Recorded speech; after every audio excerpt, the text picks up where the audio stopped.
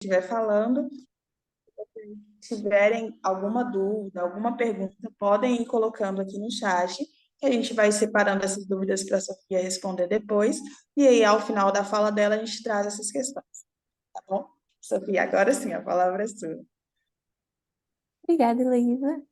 É, bom, oi, tudo bem?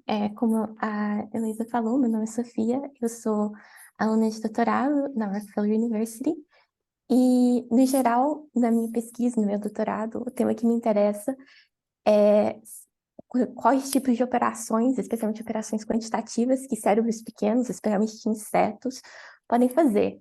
E, mais especificamente, o que eu estudo é memória espacial em moscas da fruta. Então, sempre que eu falo para alguém que não é da biologia, que é isso que eu estudo, a primeira pergunta que eu recebo, geralmente, é o que que é memória espacial? Então, na neurociência, quando a gente pensa em memória espacial, em memória, de forma geral, a gente geralmente divide ela em dois grandes campos, que é a memória explícita ou declarativa e a memória implícita ou não declarativa.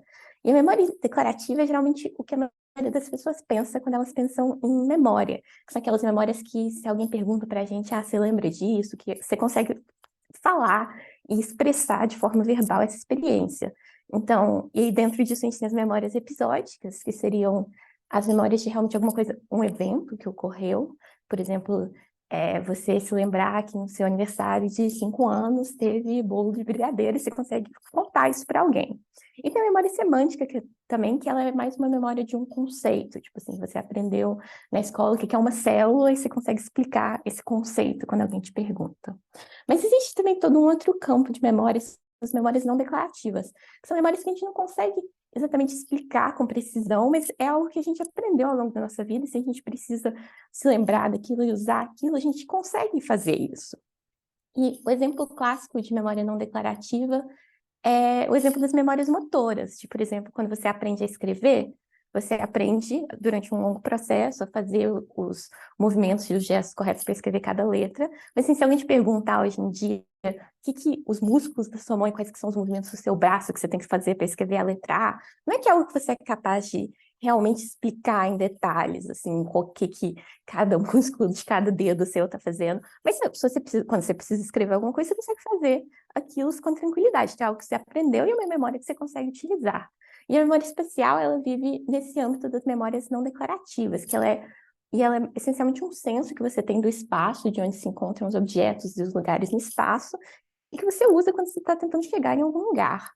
E um exemplo disso seria, por exemplo, quando à noite você está no seu quarto, você apaga a luz, você deita na cama, e você percebe que você esqueceu alguma coisa. E aí tá aquele breu, você não consegue ver nada, porque você acabou de apagar a luz, e você tem que voltar para o interruptor de luz para conseguir acender a luz e achar o que você tinha que achar. E você consegue fazer isso, apesar de não conseguir ver, você tem uma noção de onde que esse interruptor de luz está, você tem uma ideia de mais ou menos onde que ele está, e você consegue voltar para lá. Mas assim, se alguém te perguntar a quantos graus ele tá de você na cama, não é que você é capaz de falar, o interruptor de luz está a 35 graus de mim, é por isso que eu consigo chegar até ele. Da mesma forma, você não consegue falar, ele está exatamente 25 passos de distância e é assim que eu vou voltar para ele. Mas você tem ideia de que ele está mais ou menos para a esquerda ou para a direita, de que ele não está nem a 1 centímetro de você e nem a 1 quilômetro de você.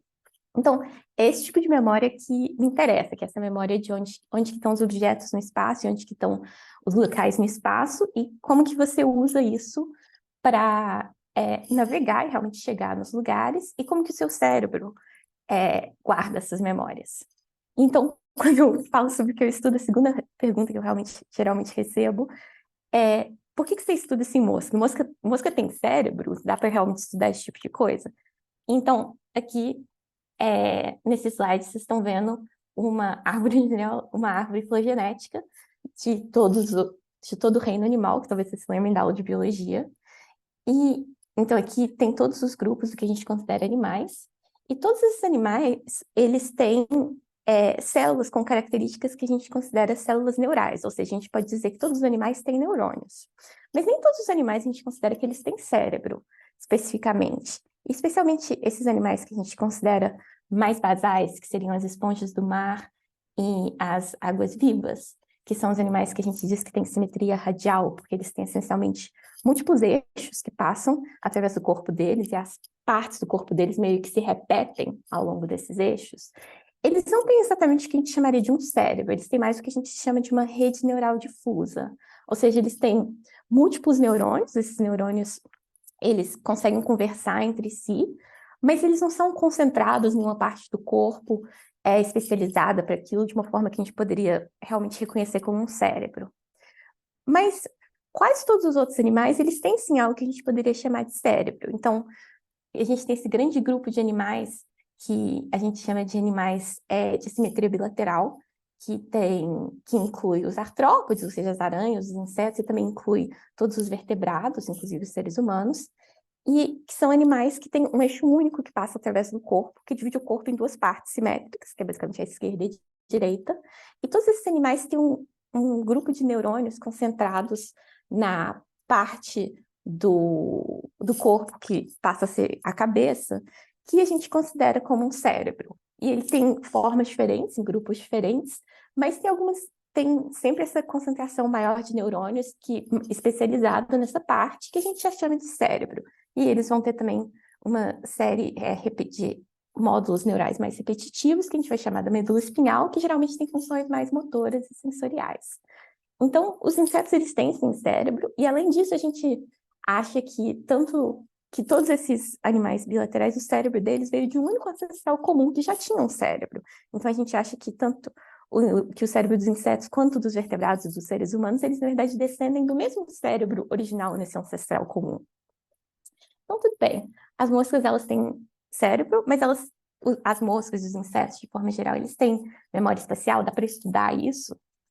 Então, o exemplo que eu mais gosto de dar quando eu falo disso é, na verdade, dessa formiga, a Catharliphus fortis, que ela é chamada da formiga do deserto, e ela chama assim porque ela vive nesse deserto da Tunísia, que é um ambiente extremamente árido, que é um ambiente difícil de viver, é que ela tem que, de alguma forma, morar nesse ambiente e achar comida, principalmente. E ele é um ambiente meio desprovido de objetos ou pontos de referência, assim. Se você estivesse andando nesse deserto, não é que você tem árvores ou pedras ou montanhas que você pode usar para saber onde você está. Ele é um ambiente muito repetitivo, muito parecido. E essas formigas, de alguma forma, elas têm que viver nesse ambiente, navegar ele, achar comida e conseguir voltar para o ninho delas, porque senão elas morrem muito rapidamente expostas ao sol fora do ninho. Então, isso aqui é um vídeo de uma dessas formigas fazendo isso, ou seja, saindo do ninho procurando comida. E você pode ver que ela está andando por esse deserto, meio à procura de comida, de forma meio aleatória, assim, olhando para ver se ela acha alguma coisa, subindo nesse galho, ela vai descer do galho, tentando realmente procurar se tem alguma fonte de alimento. E em um determinado momento, ela vai encontrar esse alimento aqui, que no caso é uma mosca morta. E acontece alguma coisa quando ela acha esse alimento, que ela vai pegar essa mosca e ela começa a correr quase em linha reta, em velocidade máxima, de volta para o ninho. E ela realmente só vai parar quando ela chegar de volta exatamente na entrada do ninho dela. Então, se a gente olhar o que essa formiga fez enquanto ela estava procurando comida, se a gente olhar qual que foi a trajetória dela, a gente pode ver que quando ela saiu do ninho, ela estava andando um pouco reto, aí ela começou a andar de forma mais tortuosa e ela começou a fazer uma trajetória meio aleatória, realmente tentando ver se tinha alguma coisa ali que ela podia comer. E em algum determinado momento ela achou essa fonte de comida, que era essa mosca morta, e aí, quando ela achou essa comida, se a gente olhar o que ela fez de quando ela encontrou comida até quando ela voltou do ninho, você pode ver que a trajetória que ela tomou de volta para o ninho foi uma trajetória quase em linha reta, não foi mais essa trajetória aleatória procurando alguma coisa. Foi realmente uma corrida muito direcionada de volta para a entrada do ninho dela. E assim, esse é um comportamento que assim, não é trivial de se fazer. Primeiro que ele já é uma trajetória em linha reta, em máxima velocidade, uma distância bem longa. Então, essa barra aqui embaixo que vocês estão vendo, ela é de 10 metros. Então, se a gente usar isso como referimento, essa trajetória tem aproximadamente 170 metros, que já é uma distância bastante significativa para qualquer animal correr em linha reta. Mas se você considerar que essas formigas têm de 7 a 10 milímetros, e um ser humano, em média, tem 1,70 m, isso seria o equivalente a gente correr quase em linha reta nesse ambiente, por alguns quilômetros, na verdade, e conseguir chegar exatamente no local que a gente estava tentando ir, sem ter absolutamente nenhum ponto de referimento de onde esse local estava. Então, esse é um comportamento, na verdade, bastante impressionante que esses animais conseguem fazer. E os primeiros pesquisadores que viram essas formigas fazerem isso também acharam que isso era muito impressionante nos anos 80. E eles se perguntaram como que essas formigas sabem onde que está a entrada do ninho delas. E como que elas têm essa memória desse lugar e como que elas conseguem voltar para ele de forma tão precisa. E, o, e eles começaram fazendo uma pergunta específica, que na verdade é como que ela sabe a direção onde que o ninho delas está, qual direção correr. E eles tinham uma hipótese, que era que as formigas estavam usando a posição do sol para saber qual que era a direção do ninho delas. Então, elas estavam usando a posição do sol no céu para se orientar. E para testar isso, eles construíram esse aparelho aqui, que é meio que essa geringonça, que parece um Mars Rover. Mas, assim, o ponto desse aparelho é basicamente tentar mudar artificialmente a posição que o Sol está no céu para o animal que está no meio dele. Então, o jeito que ele funciona é que esse objeto quadrado, ele tem esse plástico laranja na parte central, e a formiga ela é mantida no meio desse plástico. Na verdade, o jeito que eles fazem isso é bem manual, realmente tem uma pessoa que fica olhando para ver onde que a formiga está empurrando esse trem para que a formiga esteja sempre no meio dele. E o ponto inteiro disso é que esses dois tubos que vocês estão vendo, eles são capazes de, com um esquema de espelhos, basicamente projetar o Sol numa posição diferente de onde que ele está para a formiga que está no meio desse aparelho. Então, basicamente, eles conseguem manipular a posição do Sol. E por que fazer tudo isso? Bom, se você acha que essa formiga está usando a posição do Sol no céu para saber a direção do ninho dela, o que ela faria quando ela está saindo do ninho, então, é se lembrar que quando ela estava andando em direção à comida, o ninho dela, o sol estava na frente dela. Então, se ela quer voltar para o ninho, o que ela tem que fazer é botar o sol atrás dela e andar em linha reta e ela consegue voltar para o ninho. Então, o que eles fizeram foi que eles acompanharam essas formigas até o momento em que elas encontravam comida, sem mexer nelas, sem fazer nada. E no momento em que elas encontravam comida, eles colocavam esse aparelho em cima delas e observavam o que elas faziam. E o que isso efetivamente fazia era mudar a posição do Sol no céu. Então, agora ele não estava mais diretamente em cima da formiga, mas ele estava aqui do lado esquerdo dela, por exemplo. E aí, o que eles observaram que essas formigas faziam é que elas corriam quase que em linha reta, mantendo o Sol atrás delas. E como eles tinham mudado a posição do Sol, elas acabavam no lugar em que elas não deveriam ter ido, mas que seria a posição do ninho se o Sol não tivesse sido manipulado. E então, isso levou eles a concluírem que realmente as formigas estavam usando a posição do Sol no céu para chegar, para saber, para se lembrar de em qual direção o ninho delas estava. Mas quando fizeram esse experimento, na verdade, eles repararam uma coisa ainda mais interessante do que o fato que elas estavam usando realmente onde que o Sol estava no céu para se lembrar da direção da entrada do ninho. Eles repararam que, enquanto elas corriam nessa direção completamente errada, não achavam nada, elas estavam sempre parando exatamente na distância correta. Então, se elas tivessem corrido na direção correta, elas estavam parando exatamente na distância que o ninho deveria estar. E, sim, não é que elas estavam parando antes e procurando o ninho, e não é que elas estavam passando e simplesmente correndo para sempre.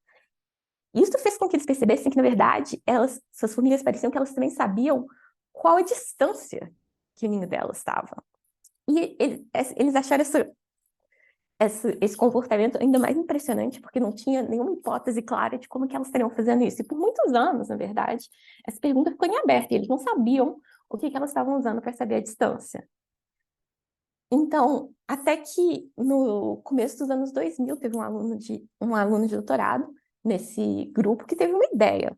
E a ideia dele foi que talvez as formigas estivessem contando os passos que elas estavam dando a partir de quando elas saíam do ninho e usando isso para voltar para a entrada do ninho delas, uma vez que elas já tinham comida. Então, para testar isso, esse aluno fez o seguinte experimento.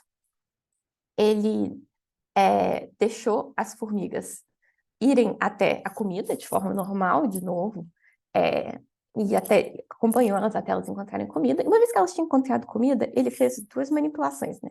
Uma foi pegar as formigas e remover a última parte da perna delas. Isso parece uma manipulação meio dramática, mas na natureza, na verdade, os insetos perdem parte das pernas muito facilmente, porque elas são muito frágeis. Inclusive, tem vários insetos que fazem isso de forma voluntária para escapar de predadores. E eles conseguem se mover quase de forma normal, sem a última parte da perna, que é essencialmente o que esse pesquisador fez. Mas agora o que você tinha, então, era uma formiga com as pernas mais curtas. E aí ele, então, colocava essa formiga de volta e soltava ela, e a formiga tentava voltar para o ninho normalmente. E o que eles observaram é que essa formiga estava tentando voltar para o ninho, ela ia na direção correta, mas ela parava antes de chegar no ninho dela. Isso fazia todo sentido, porque agora os passos dessa formiga estavam mais curtos. Então, o mesmo número de passos devia levar ela a uma distância menor. E era exatamente isso que eles estavam vendo. E eles fizeram a manipulação oposta, que foi pegar essas mesmas formigas que tinham encontrado comida e agora colocar umas perninhas de pau nelas, para fazer com que os passos delas fossem maiores e soltar elas. E o que eles viram é que essas formigas com os passos maiores, elas agora ultrapassavam o ninho. Então, apesar de elas terem chegado no ninho, elas não paravam, não percebiam que elas estavam lá, passavam e paravam num lugar, numa distância mais longe do ninho, porque os passos delas, como eles eram maiores, agora eles estavam levando elas mais longe. Então, com isso, eles chegaram à conclusão que essas formigas estavam, na verdade, contando os passos e usando essa informação para voltar para o ninho. E então, essencialmente com essas duas informações, que é a posição do Sol e o número de passos dados, a partir de quando você saiu do ninho, você consegue combinar essas duas variáveis. E com um pouquinho de trigonometria, na verdade, você consegue ter uma posição no espaço. E é isso que esses pesquisadores acham que pelo menos o cérebro dessas formigas estão fazendo. Não que elas estejam fazendo isso conscientemente, mas eles acham que é isso que a atividade neural no cérebro desses animais está fazendo. Então, eu falei para vocês no começo que eu estava interessada em estudar memória espacial em insetos. Então, no mundo ideal, o que eu faria seria agora pegar essas formigas, colocá-las debaixo de um microscópio e olhar o que o cérebro delas está fazendo enquanto elas fazem esse comportamento. Mas a gente não tem, atualmente, as ferramentas para fazer isso em formiga.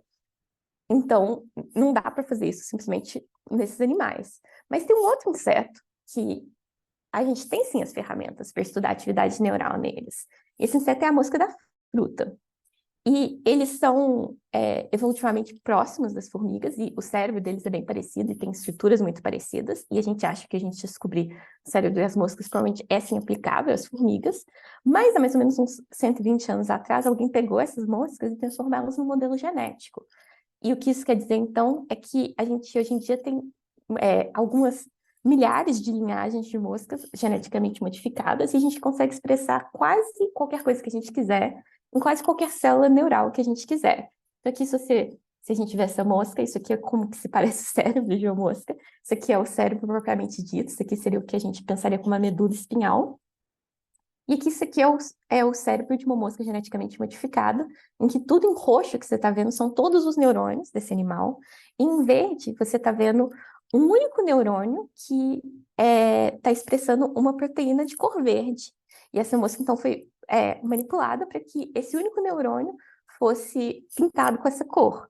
E a gente consegue fazer isso com quase qualquer célula no cérebro dela, e isso é o que permite com que a gente faça perguntas mais específicas sobre quais células específicas estão sendo utilizadas para guardar a memória de uma posição, ou de uma direção, ou de algo do tipo. Então, é por isso que a gente faz esse moscas. E a gente não quer só expressar, só fazer com que o neurônio tenha uma cor específica ou algo do tipo. Na verdade, o que a gente quer é olhar a atividade neural dessa célula. E a gente consegue fazer isso usando essa molécula que se chama DCAM, que é essencialmente uma molécula que a gente expressa dentro das células neurais, e quando ela encontra uma molécula de cálcio, ela se torna fluorescente e ela basicamente brilha uma cor verde. E por que isso é relevante? Porque nos neurônios, quando a gente fala de atividade neural, o que a gente está falando é de um potencial de ação, que é basicamente um sinal elétrico que um neurônio passa para o outro. E quando o neurônio recebe um potencial de ação, aumenta a quantidade de cálcio dentro dessa célula. E se a gente tiver essa molécula de campo dentro dessa célula, basicamente o neurônio vai florescer toda vez que ele se torna ativo. E não só isso, mas quão fluorescente ele está é proporcional a quão ativo ele está naquele momento. Então, agora a gente tem uma medida que, se a gente tiver um microscópio, a gente consegue facilmente ter, de quão ativa cada célula está num determinado momento. Então, a gente consegue, usando as ferramentas genéticas que a gente tem nas nossas moscas, colocar essa molécula nos neurônios que a gente está interessado. Isso aqui é um vídeo de mais ou menos como que é um experimento em que você tem essa molécula de GCAMP numa célula neural, e que você vai ver que cada uma dessas bolinhas são células, e em um determinado momento algumas delas se tornam mais fluorescentes que outras, e isso é quando que essa célula se tornou ativa. E a gente consegue ver células diferentes se tornando ativas em momentos diferentes. Então, tudo bem, a gente tem um jeito de olhar a atividade dos neurônios nesses animais, mas como que a gente estuda navegação se a gente precisa de um microscópio? Porque o microscópio está parado, mas para navegar o animal tem que se mover. Então, como que a gente faz isso? Então, isso aqui é uma foto do nosso laboratório mesmo, de como que a gente faz os nossos experimentos. Então, aqui em cima você vê a lente de um microscópio, que é o microscópio que a gente usa para estudar a atividade neural. E aqui você está vendo as nossas mocinhas da fruta, que são muito pequenas, elas têm uns 3 a 4 milímetros. E ela está com a cabeça dela colada nesse prato de plástico, que tem um buraquinho, e através desse buraquinho a gente consegue abrir uma janela mesmo, que a gente consegue usar o microscópio para ver através dessa janela o cérebro da mosca. E a mosca, ela não tem nenhum... Ela, na verdade, não percebe que a gente fez isso, ela se comporta normalmente, mas a gente consegue ver basicamente todo o cérebro dela através desse pequeno buraco. E aí, o que a gente faz é que a gente coloca essas moscas nessas pequenas bolinhas de isopor. Essa bolinha de isopor, ela está sendo flutuada por uma coluna de ar. E nessa bola a gente desenha esses pontinhos pretos mesmo. E esses pontinhos pretos, a gente usa eles para, através de uma técnica computacional, acompanhar o movimento dessa bola. Então, como a bola está sendo flutuada no ar, a mosca consegue, com as pernas dela, fazer essa bola se mover. E a gente consegue computacionalmente ver qual que é esse movimento. E esse que você está vendo nesse vídeo aqui. Aqui a mosca está movendo essa bola, e você vê que essa linha azul que está sendo desenhada na bola está acompanhando a direção na qual a bola está se movendo. Então, tudo bem, a gente consegue fazer com que a mosca mexa essa bola, mas será que ela acha que ela está se mexendo?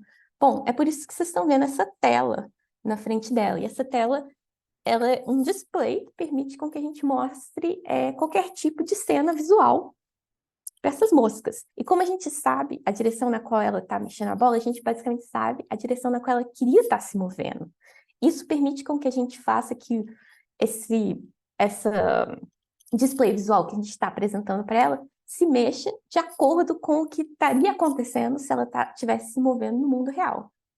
Então é isso que vocês estão vendo, desculpa, nesse vídeo, que quando a mosca se mexe para a esquerda, a barra vai para a direita, e quando a mosca se mexe para a direita, a barra vai para a esquerda, que é isso que acontece com o mundo quando você está se movimentando. Se você vira para a direita, você vê toda a cena indo para a esquerda e vice-versa. E a gente acha que esses animais, eles acreditam nessa realidade virtual, basicamente, que a gente está mostrando para eles, porque eles se locomovem, fazem trajetórias muito parecidas com o que a gente vê como se eles estivessem só andando no mundo. Então, a gente acha que eles realmente estão interpretando isso como uma espécie de realidade virtual mesmo. Então, agora que a gente tem tudo o necessário para deixar essas moscas andarem, fazerem com que elas sintam que elas realmente estão andando, indo para algum lugar, acompanhar qual direção elas acham que elas estão se locomovendo e olhar a atividade neural enquanto tudo isso acontece, o que a gente vai fazer? Bom, o primeiro aluno de doutorado no laboratório onde eu trabalho, que conseguiu fazer tudo isso, a primeira pergunta que ele fez foi: então a gente consegue achar células no cérebro dessas moscas que estão representando a direção do espaço na qual elas estão se movendo? Então, muito parecido com o que a gente acharia que as formigas estão usando para achar a direção de volta para o ninho. E então, é isso que vocês vão ver nesse vídeo aqui. De novo, aqui vocês têm a mosca andando nessa bola, a gente está acompanhando a posição da bola, ela está controlando com os próprios movimentos a posição dessa barra nesse display visual na frente dela. E aqui em cima, agora o que vocês vão ver é a atividade neural de células no cérebro dessa mosca, nessa estrutura que tem essa forma meio de bigode, e que a gente tinha alguns motivos para achar que talvez as células que estivessem acompanhando a direção que ela está se movendo estivessem lá. E essa estrutura tem essas divisõezinhas, cada um desses quadrados que você vê nela é uma única célula, e aqui nessa imagem, as células que você vê em amarelo são as que estão ativas nesse momento, e tudo que está em roxo está menos ativo. Então, se você só olhar para essa parte aqui do vídeo, você vê que a mosca está se movendo, a barra está se movendo, e o grupo de células que está mais ativo nessa estrutura, ele muda. E ele muda de acordo com a direção na qual a mosca está mantendo essa barra, ou seja, a direção na qual ela está se movendo no espaço. E você pode ver que agora, por exemplo, quando ela vai mudar de direção um pouco mais drasticamente, um grupo muito diferente de células está ativo do que no começo. Então, se a gente olhar esse vídeo de novo, agora aqui do lado, vocês vão ver duas linhas, uma linha branca e uma linha azul. A linha branca, ela vai estar acompanhando os movimentos dessa barra aqui na frente, e a linha azul, ela vai estar acompanhando qual grupo de células nessa estrutura está mais ativo em um dado momento. Então, durante o vídeo, você pode ver que mesmo pequenos movimentos dessa barra são acompanhados por essa estrutura, e que diferentes grupos de neurônios vão se tornando mais ou menos ativos de acordo com em qual direção no mundo a mosca, na verdade, está se movendo. E agora, por exemplo, quando ela muda muito de orientação, você vê que essa atividade acompanhou a posição da barra, e quando ela voltou a manter a barra na frente dela, você vê que essa atividade, o grupo de células que estava ativo anteriormente, voltou a estar mais ativo. Então, a gente acha que o que essas células estão fazendo é que elas estão representando a direção no espaço na qual esse animal está se locomovendo. E elas estão fazendo isso meio de forma duplicada, então cada um dos lados desse bigode representaria de 0 a 360 graus no mundo. E se a mosca tiver, por exemplo, indo reto em frente, os grupos de células que a gente veria mais ativos são esses aqui. E se ela virar 180 graus, por exemplo, a gente vê que um outro grupo de células se torna mais ativo, que está ao equivalente a 180 graus de distância das células anteriores. Então, é assim que a gente acha que esses animais estão acompanhando a direção do mundo na qual eles estão se movendo. E a gente tem algumas evidências de outros experimentos que se a gente faz com que essas células não consigam ter nenhum tipo de atividade, as moscas simplesmente não conseguem andar reto, que a gente acha que é um indicativo de que isso realmente é o centro de direção delas, basicamente. Então, um outro aluno no nosso laboratório, um tempo depois, achou um outro grupo de células que ele acha que são relacionadas a quão rápido que as moscas estão se locomovendo no mundo. Então, esse grupo de células que ele encontrou, o que acontece é que, quanto mais rápido o animal se locomove, quanto mais ativas essas células se tornam. Então, aqui você vê que com o aumento da velocidade do animal, a atividade nessas células, ela aumenta. Então, esses seriam neurônios que basicamente estariam acompanhando a velocidade do animal. Então, o que a gente acha é que a gente encontrou no cérebro dessas moscas neurônios que estão acompanhando quão rápido elas estão se movendo, e neurônios que estão acompanhando a direção na qual elas estão se movendo. E se vocês se lembrarem do exemplo da formiga que eu dei no começo, essas são as duas informações que você precisa para conseguir combinar para ter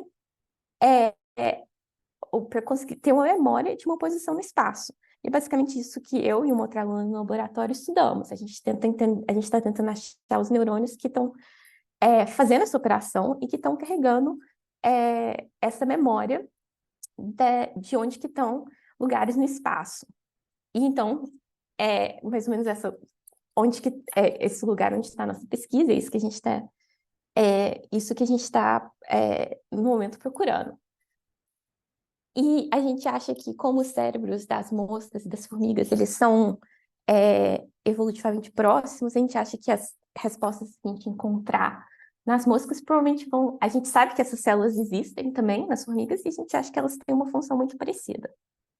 Mas então, até agora o que eu falei para vocês é que os insetos, eles conseguem navegar, eles conseguem se lembrar de locais no espaço, e a gente acha que a gente encontrou as células que eles estão usando para fazer isso. Mas além de só conseguir voltar para um lugar que você já visitou, o que mais que você pode fazer com memória espacial? E eu acho que o exemplo mais incrível que tem disso no mundo natural é na dança das abelhas, que eu acho que talvez vocês já tenham ouvido falar. E, essencialmente, se você, durante o dia, tirar uma colmeia e olhar o que as abelhas nessa colmeia estão fazendo, em um dado momento, você vai provavelmente ver algo muito parecido com isso, que é esse passo muito repetitivo de uma abelha sempre fazendo essas ondulações, sempre ao longo da mesma linha, e voltando para o começo e recomeçando, e fazendo isso continuamente. E teve um grupo de pesquisadores também nos anos mais ou menos 40 que viu esse comportamento e se perguntou por que as abelhas estão fazendo isso, o que é esse comportamento. Então, o que uma abelha faz no dia a dia dela? Bom, basicamente o que ela faz é sair da colmeia e procurar pólen para trazer esse pólen de volta para a colmeia. E quando a gente acompanha a trajetória do que uma abelha que está saindo da colmeia para procurar pólen está fazendo, ela segue uma trajetória bastante tortuosa, muito parecido com o que a gente viu nas formigas no começo.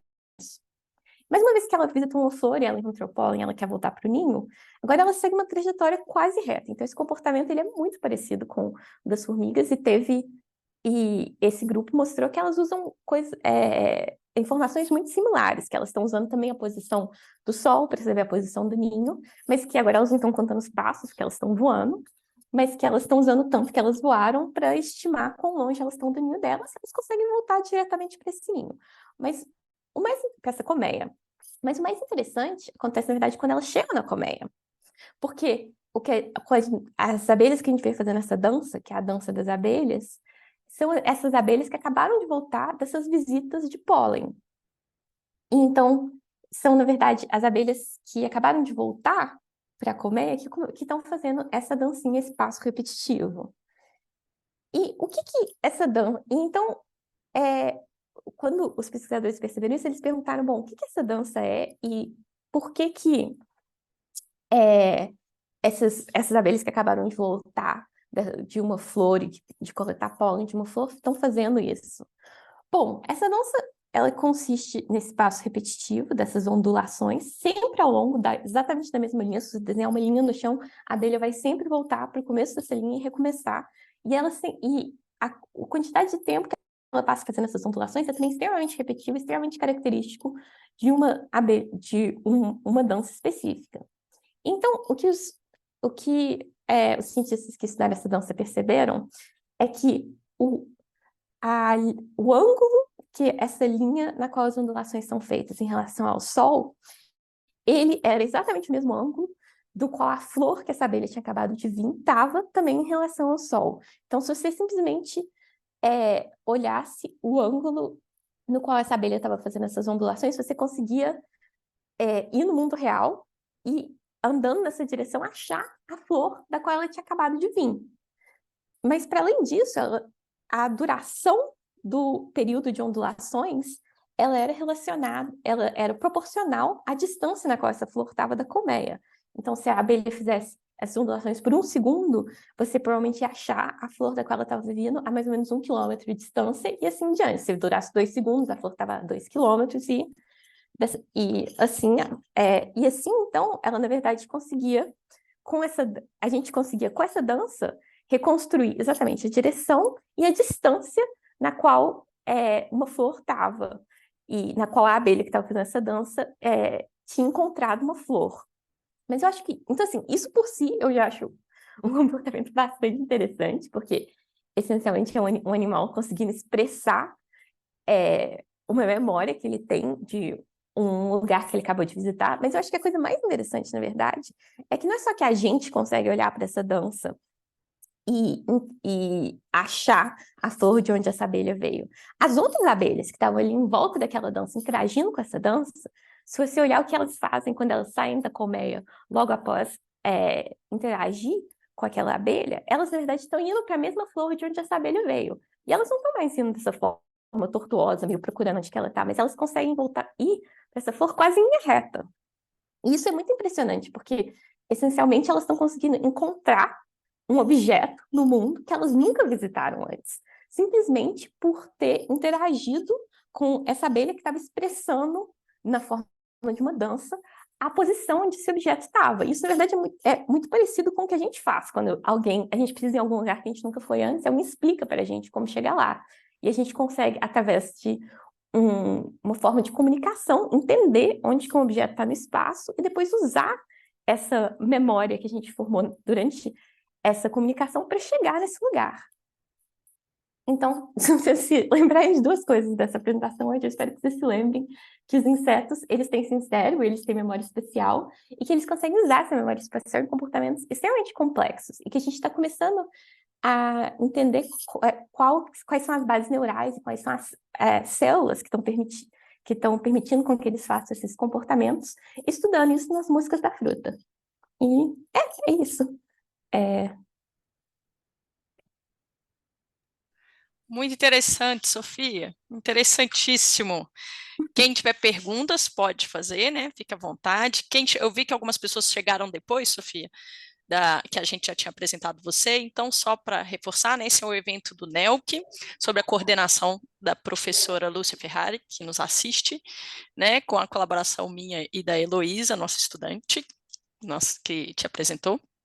E quem tiver perguntas, fique à vontade, coloca aí no chat, né? Eu já tomei a palavra porque eu já estou querendo fazer uma pergunta, né? Na verdade, são duas. Tá bom. E como a sua... E é para encorajar as pessoas, sabe? Porque eu sou daquelas que, para mim, não tem pergunta boba. Então, eu vou fazer a pergunta. Se for bobo, você finge que não é, Sofia. Você, tá? Com muita elegância, fala que interessante. Mas é que o assunto é fascinante. E é muito legal ver você falando sobre isso, porque tá na cara que você é uma apaixonada, né, pelo assunto. Mas ele realmente é muito interessante. E eu fiquei pensando aqui, sabe, Sofia? Eu, linguista, né? Tô aqui vendo você falar e fico pensando, sabe? Primeiro, naquela questão filosófica que a gente tinha conversado em off, né? Sobre como que a gente relaciona linguagem e cognição. Então, quando você mostrou o caso das abelhas, que é um caso que está nos nossos manuais de linguística, como já tinha lembrado para a gente a professora Lúcia também em off, né? Essa relação entre cognição e linguagem, né? Eu queria saber se esses estudos que vocês estão fazendo, em que medida eles corroboram isso, essa relação, no sentido de que a linguagem, então, ela é cognitiva, no sentido de uma habilidade, como outras habilidades cognitivas que nós temos, e elas se juntam, não é? Uma colaborando com a outra, de tal forma que, para construir a linguagem, eu estou usando alguns mecanismos, por assim dizer, que eu também uso para fazer outras coisas. No sentido de que, quando você apresenta, fica assim, eu que quero enxergar isso, certamente, né? Como linguista, eu fico vendo que é de alguma forma, essa mesma informação, essa mesma construção cognitiva, por assim dizer, dessa mosquinha, dessa abelhinha, que contribui para a localização, ela parece estar vinculada a essa capacidade, a essa habilidade comunicativa, não é? Não é algo separado, por assim dizer. Está tudo junto, cognitivamente acontecendo, relacionado. Em que medida esses estudos eles corroboram esse tipo de análise? E eu gostaria de saber também se um próximo passo da sua pesquisa seria isso, investigar a comunicação Então, dessa informação. então, assim, eu acho que nesse exemplo tem tudo a ver, porque, na verdade, então, a parte de realmente conseguir comunicar uma posição, a gente, pelo menos, acha que ela é basicamente quase exclusiva das abelhas, e que nenhum outro inseto consegue fazer isso. Também porque elas vivem dessa forma coletiva, e, assim, na verdade, elas teriam esse incentivo também para fazer isso.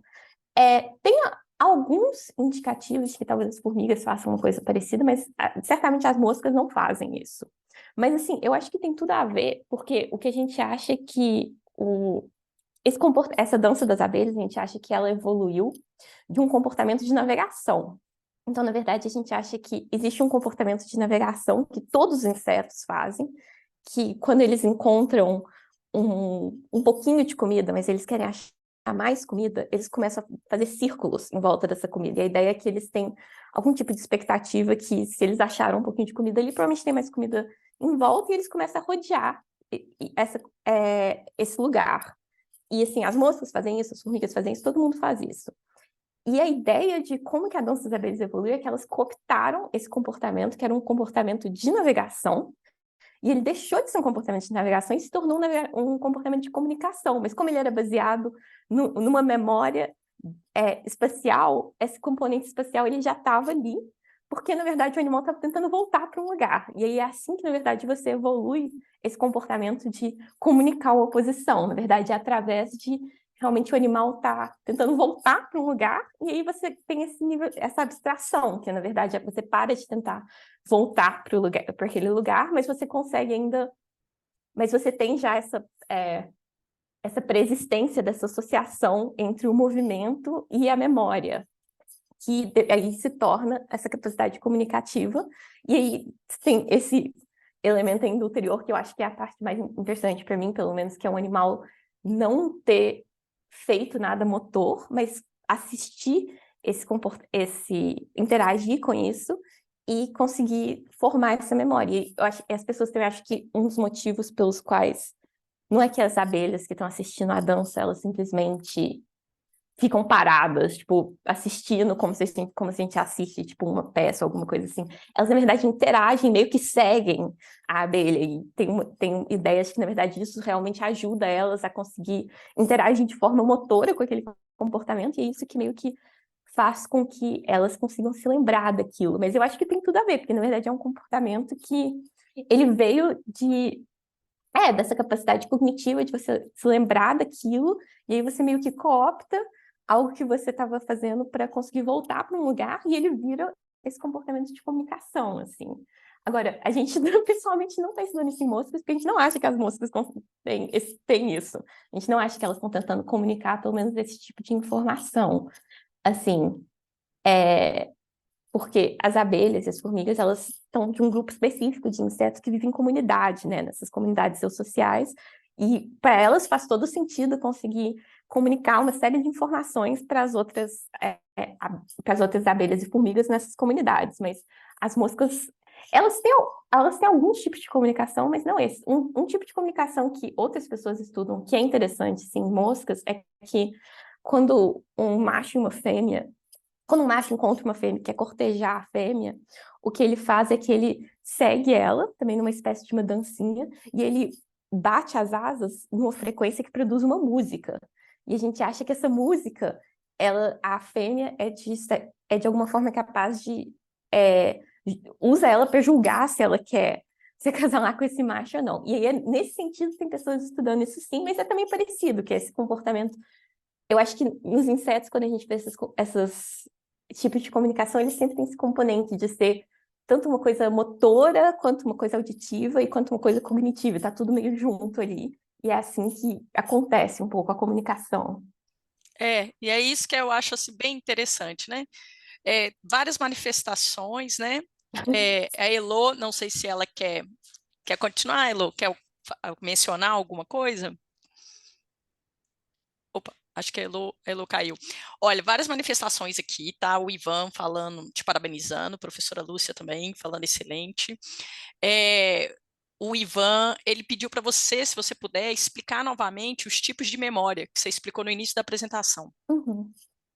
Assim, essa é uma classificação muito redutível, óbvio, assim, ela não enquadra absolutamente, assim, tem várias coisas que, assim, fogem um pouco disso. Mas, assim, no geral, se a gente precisar de classificar memórias de neurociência, geralmente a gente classifica elas... Na verdade, a gente tem primeiro uma classificação que eu meio que pulei, que é a classificação de quanto que essa memória dura. Porque a gente tem memórias muito curtas, primeiro tem as memórias de trabalho, que é tipo... São memórias que duram pouquíssimos segundos, por exemplo, quando você está tentando lembrar de um número, alguém te fala um número de telefone, você está tentando lembrar dele antes de anotar, e você fica meio que repetindo ele na cabeça até você conseguir anotar. Isso que a gente pensaria como uma memória de trabalho. Tem as memórias de curto prazo, que é tipo, você estudar para uma prova no dia anterior, e aí você escreve tudo na prova, e tipo assim, 2 horas depois você não faz mais ideia. Se alguém te perguntasse aquela mesma coisa, você não lembra de absolutamente nada.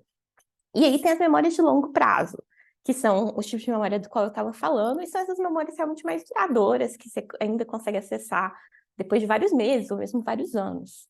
E aí, dentro das memórias de longo prazo, a gente divide elas nessas memórias declarativas e não declarativas, que seriam as memórias que você realmente tem pleno acesso, tipo, consciente a elas, você consegue explicar exatamente o que aconteceu, tanto de um evento, que seriam as memórias episódicas, tipo, ontem eu fui almoçar em algum lugar, quanto de um conceito, que seria a memória semântica, de tipo, o que que é um substantivo, o que que é um romance, o que que é um neurônio, assim, que não é exatamente algo que você vivenciou, mas é um conceito que te foi explicado e que você consegue se lembrar dele.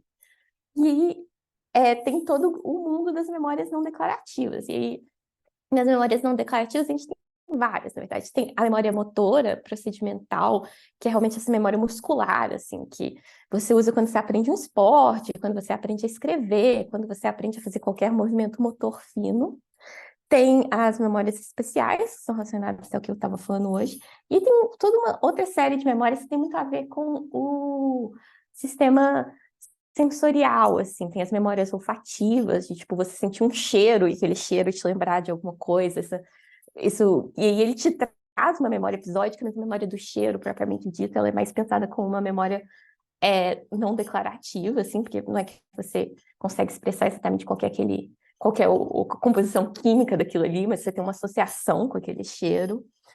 E tem toda uma série de aprendizados mais sensoriais, assim, se você toda uma parte de adaptação sensorial, por exemplo, de se você entra numa casa que tem um cheiro muito forte, você inicialmente reagir muito àquele cheiro, e ao longo do tempo você acostumar com esse cheiro, meio que nem perceber ele mais, isso também é considerado um tipo de memória não declarativa no âmbito meio sensorial, assim. Então, é mais ou menos isso, assim, de forma muito superficial, as classificações que a gente faz, assim, das memórias. Eu vou fazer uma correção, era o Ian, ou Ian, né? Depois você me corrige, que fez a pergunta, né? O Ivan fez o elogio, só uma pequena correção. Muito interessante. Professora Lúcia, quer falar alguma coisa? Não, eu só queria fazer um comentário. Bom, eu achei assim a apresentação muito clara. Eu gostaria de ter tido um professor de biologia que falasse tão claramente, não entendia nada na época. Então, assim, agora eu entendi tudo. Mas eu acho que o que é interessante, né, que o pessoal pode se perguntar, mas esse pessoal do NEL que está louco, que está trazendo gente da biologia para falar, mas eu acho que, assim, tem uma interface com a gente, né, e também esse método que, às vezes, nós da linguística esquecemos um pouco, esse rigor científico, ver como eles têm que analisar coisas muito específicas e muito pequenas, como que isso revela, e nós que trabalhamos com a mente humana, né, a língua humana, a linguagem, a gente teria que tirar muita coisa para chegar, né, nas perguntas que a gente quer fazer. Eu achei super interessante, assim, como que vocês chegaram né, a achar várias coisas. Tem que tirar tudo e falar assim, bom, a hipótese é essa, vamos traçar, assim, uma única coisa que a gente vai testar para ver se é isso mesmo. E a gente tem que se lembrar isso, especialmente, assim, o pessoal que trabalha com psicolinguística, que tem essa oportunidade de trabalhar com experimentos, eu acho que, assim, esse é um ótimo exemplo, né, de como trabalhar com cérebros pequenos e coisas menores nos ajuda muito. Eu gostaria de parabenizar, achei, assim, muito interessante mesmo. Muito obrigada, Sofia. Tia. Assim, eu acho que uma das minhas motivações também para trabalhar com moscas é justamente assim, um pouco a simplicidade, assim, porque na verdade, esse circuito de como que as moscas se lembram da direção em que elas estão andando no espaço, quando a gente, na verdade, viu como que ele era e como que ele é construído, na verdade, ele era exatamente a hipótese que as pessoas tinham de como que isso funciona em mamíferos. Mas que no cérebro dos mamíferos, como ele é muito mais complexo e as pessoas não sabiam exatamente as conexões entre os neurônios, ninguém nunca conseguiu testar, mas tinha uma hipótese que era exatamente essa, que existia há 30 anos e que ninguém nunca tinha conseguido ver. E a ideia justamente, assim, de várias pessoas, inclusive do meu orientador de ir para moscas, era justamente isso, gente. Assim, talvez a gente esteja fazendo uma pergunta muito complicada, e na biologia a gente consegue fazer isso, de vamos para um animal que tem menos neurônios e que a gente consegue fazer coisas mais simples, e a gente consegue talvez testar essas hipóteses, e a ideia justamente do que a gente faz é tentar conseguir num sistema um pouco mais simples, testar algumas hipóteses que existem e que isso possa informar o que as pessoas façam em sistemas mais complexos, em que talvez não seja tão possível você conseguir ser tão reducionista quanto a gente acaba sendo. Mas, assim, eu acho que esse exemplo do circuito da direção, ele é um exemplo que a gente sempre usa, assim, de como que, na verdade, tinha essa hipótese e a gente não sabia como testar ela em mamíferos. E que aí, agora, hoje em dia, a gente está começando a ter algumas indicações de que isso também é como funciona lá. A hora está um pouco adiantada, né? Mas eu acho que vale a pena a gente ver duas colocações aqui. O Ivan está com a mão levantada. Por favor, Ivan, pode tomar a palavra e depois ter uma colocação no chat também. Como as colocações, o tempo está muito curto, eu vou fazer a pergunta bem depressa, embora eu sei que é um assunto que talvez demandasse bastante reflexão, conhecimento, etc., etc.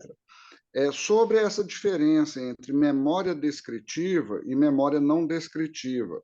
Eu acho que talvez esse seja um ponto muito interessante para os estudos linguísticos, porque há de haver, talvez, ou algum momento a partir do qual o que é não descritivo se torna descritivo, e isso poderia contribuir, a meu ver, para uma compreensão melhor sobre a gênese da linguagem, sobre o próprio processo individual da formação, se a gente pensar que o ser humano ele vai ter esse resgate desde a questão mais basal até a questão mais intelectual e cultural. Teria alguma consideração que a professora traria sobre essas diferenças entre o descritivo e o não descritivo e a relação disso com a linguagem? E se seria possível essa correlação entre uma evolução natural? A professora sou eu, realmente. Ótimo. É você mesmo, Sofia. Estamos assistindo a sua aula. Assim, bom, a princípio, assim, o primeiro comentário que eu tenho sobre isso, na verdade, é que, assim, essa é uma classificação que a gente, pelo menos, na verdade, faz completamente baseado nos seres humanos, na verdade, porque, assim, a memória declarativa, a capacidade de declarar uma memória, a gente não é capaz de ter acesso a isso em nenhum animal, né? Na verdade, a gente meio que coloca essa divisão um pouco como se fosse um jeito de dividir um pouco entre as memórias que não são plenamente conscientes, que você não tem plenamente acesso exatamente ao que os componentes individuais dessa memória, que você não sabe exatamente o que eles são, e as memórias que a gente acha que elas são um pouco mais conscientes, e você realmente consegue se lembrar de detalhes dela, e você tem acesso a ela de uma forma, um pouco mais nesse âmbito, assim. Agora, eu acho que, sim, especialmente, nossa, eu acho que essa também, ela é uma, assim, eu acho que essa é uma separação que ela acaba dividindo coisas que eu não sei se elas são tão divididas, assim. Eu acho que ela é útil para a gente tentar explicar certas coisas, mas eu acho que, assim, a memória episódica, por exemplo, ela é muitas vezes sobreposta a uma memória espacial, de você conseguir lembrar de um lugar, porque você está sobrepondo a informação de o que aconteceu naquele lugar com a informação de onde que ele é, ou a informação de como que eu chego num lugar passando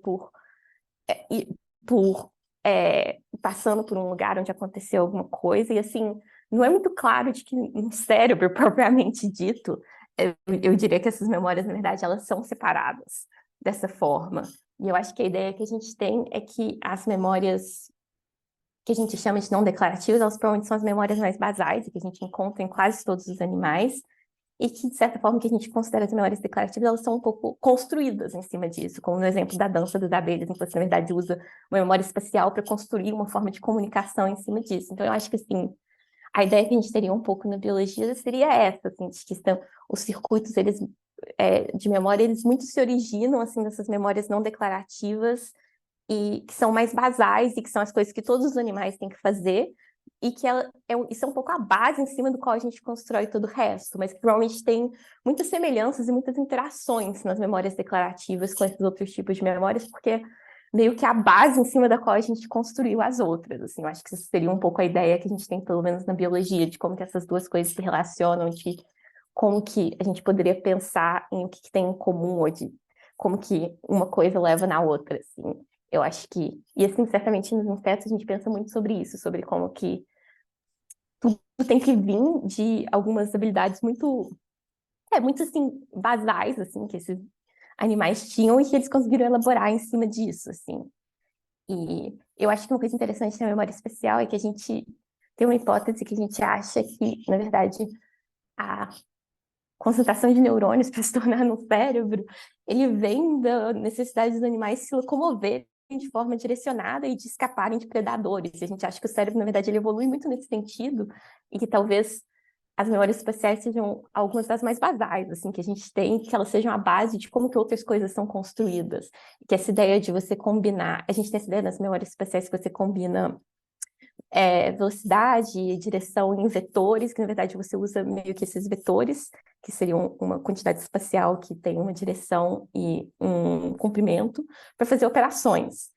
E hoje em dia isso também é como que as pessoas pensam em como que a gente faz manipulações nas memórias episódicas, nas memórias semânticas, que na verdade você usa essas computações vetoriais para no nível da atividade neural você conseguir manipular conceitos que já não são mais físicos, e que isso não faria mais tanto sentido, mas que essa é a forma meio que original que essa atividade funcionava, assim. Não sei se isso responde a pergunta, mas isso é um pouco o que me ocorreu, pelo menos, quando você estava falando. Para finalizar, então, para a gente, a Ana Carla, ela contou uma história aí no chat, uma historinha, de uma formiga que foi até um alimento, ela só que não pegou esse alimento, era tipo uma casca de pão, ela não pegou, então a Ana Carla até está deduzindo que é porque ela não deu conta, né? Era muito grande.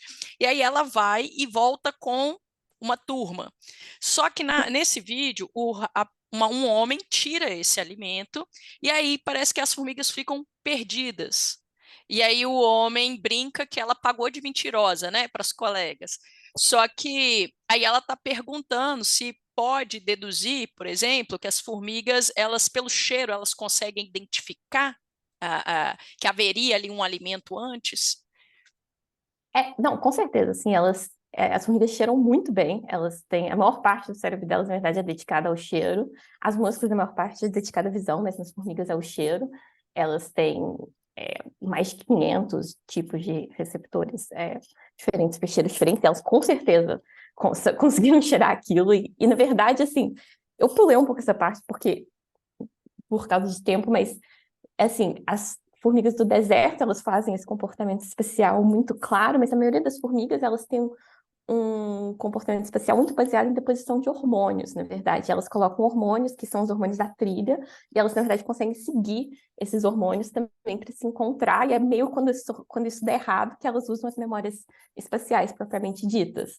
Mas assim, a memória olfativa, e não só a memória, mas a comunicação olfativa nas formigas, ela é muito elaborada, e elas têm feromônios que conseguem recrutar outras formigas, que conseguem indicar que elas conseguem colocar substâncias para indicar que tem alguma coisa ruim acontecendo, que são substâncias de alarme, e elas conseguem tanto cheirar coisas quanto se comunicar com as outras formigas através de cheiros também.